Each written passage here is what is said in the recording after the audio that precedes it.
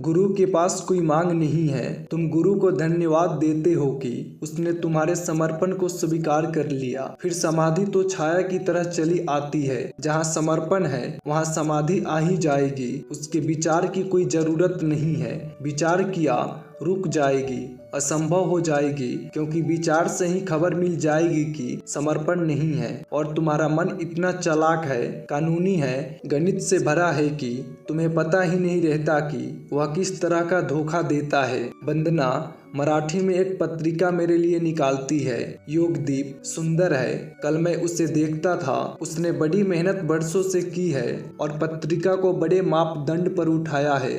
लेकिन जब से उसने निकाली है पत्रिका, तब से मैं एक छोटा सा वक्तव्य उसमें हमेशा देखता हूँ। उस पत्रिका में सिर्फ मेरे ही विचार वह छापती है, लेकिन जहाँ संपादकों के नाम है वहाँ उसने एक पंक्ति लिख रखी है कि इस पत्रिका में प्रकाशित विचारों से संपादक की सहमति अनिवार्य नहीं है। होशियारी है, मेरे ही विचार छापती है, मेरे लिए ही पत्रिका चलाती है, लेकिन मेरे विचारों से भी संपादक की पूरी सहमति अनिवार्य नहीं है। कोई मुकदमा चले, कोई झंझट हो, समर्पण भी सशर्त है। स्वीकार में भी कानून है। उलझन में पड़ने की किसी की भी हिम्मत नहीं है, साहस नहीं है। प्रेम दुस्साहस है। वह ऐसी छलांग है जिसमें तुम कल का विचार नहीं करते। जब तुम जाते हो तो तुम पूरे ही साथ जाते हो या नहीं जाते, क्योंकि आधा आधा क्या जाना। ऐसे तो तुम ही कटोगे और मुश्किल में पड़ोगे। जैसे आधा शरीर तुम्हारा मेरे साथ चला गया और आधा घर रह गया, तो तुम ही कष्ट पाओगे। मेरा इसमें कोई हर्ज नहीं है, लेकिन तुम ही दुविधा में रहोगे।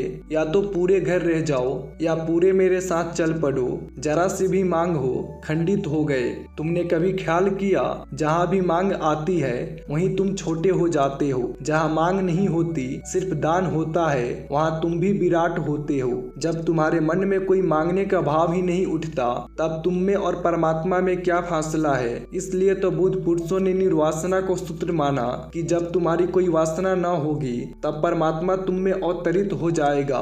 परमात्मा तुम में छिपा ही है, केवल वासनाओं के बादलों में घिरा है। सूरज मिट नहीं गया है, सिर्फ बादलों में घिरा है। वासना के बादल हट जाएंगे, तुम पाओगे सूरज सदा से मौजूद था। गुरु के पास प्रेम का पहला पाठ सीखना, बेशर्त होना सीखना, झुकना और अपने को मिटाना सीखना। मांगना मत।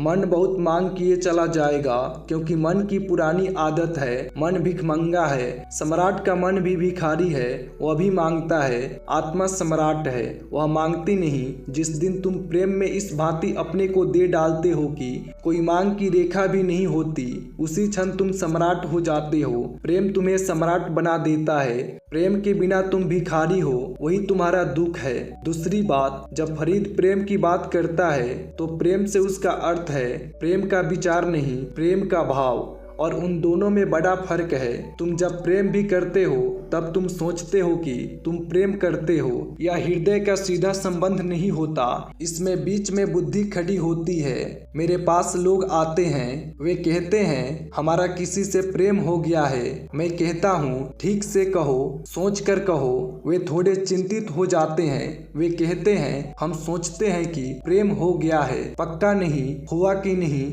लेकिन ऐसा विचार आता है कि प्रेम हो गया है।